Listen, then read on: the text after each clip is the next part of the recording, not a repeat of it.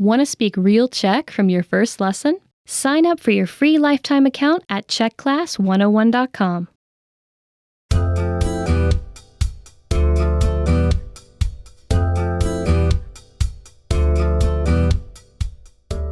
Hi everyone, I'm Jolana. Ahoj všichni, jsem Jolana.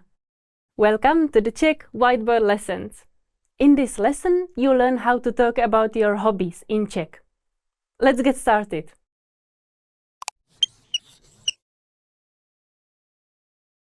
Okay, let's look at the vocabulary. First, we have rybaření, fishing. Rybaření. Rybaření. Rybaření. Note that rybaření is a neutral noun. Next is basketball. Basketball. Basketball. Basketball. Basketball. Note that basketball is a masculine noun. Then we have cestování. Traveling. Cestování. Cestování. Cestování. Note that cestování is a neutral noun. Next is plavání. Swimming. Plavání. Plavání. Plavání. Note that plavání is a neutral noun. Last one is vaření. Cooking. Vaření. Vaření. Vaření. Note that vaření is a neutral noun.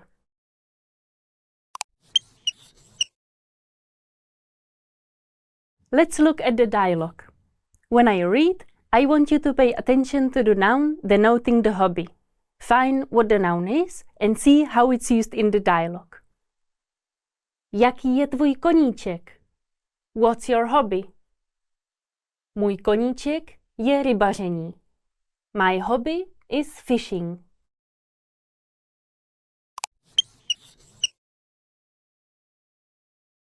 Now let's look at the sentence pattern. This pattern will be the structure that all of our dialogues will follow. Můj koníček je hobby. My hobby is hobby.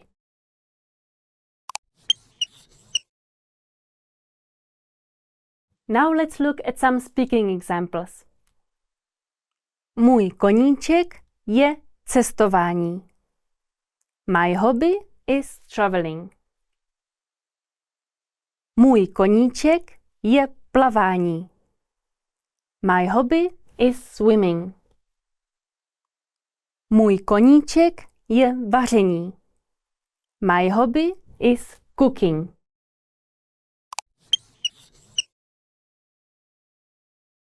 Apart from the word koníček, you can also say hobby without any change of the meaning. Let's see an example. Jaké je tvé hobby?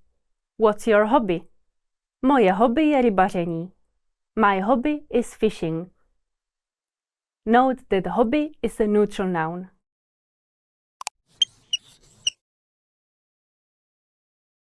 Do you remember how to say hobby?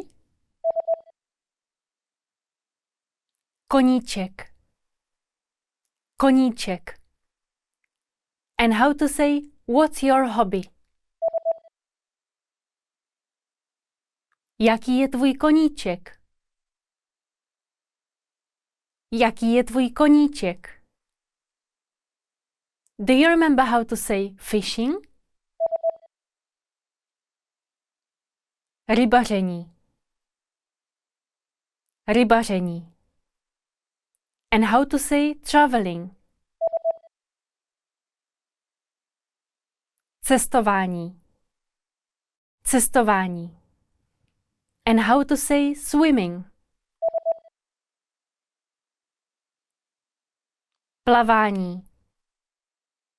Plavání. And do you remember how to say cooking? Vaření. Vaření. Finally, do you remember how to say my hobby is fishing? Můj koníček je rybaření. Můj koníček je rybaření. In this lesson, you learn how to talk about your hobbies in Czech. Thanks for watching. I'm Jolana and I will see you on czechclass101.com. Brzy na viděnou! Want to speed up your language learning? Take your very first lesson with us. You'll start speaking in minutes and master real conversations. Sign up for your free lifetime account. Just click the link in the description.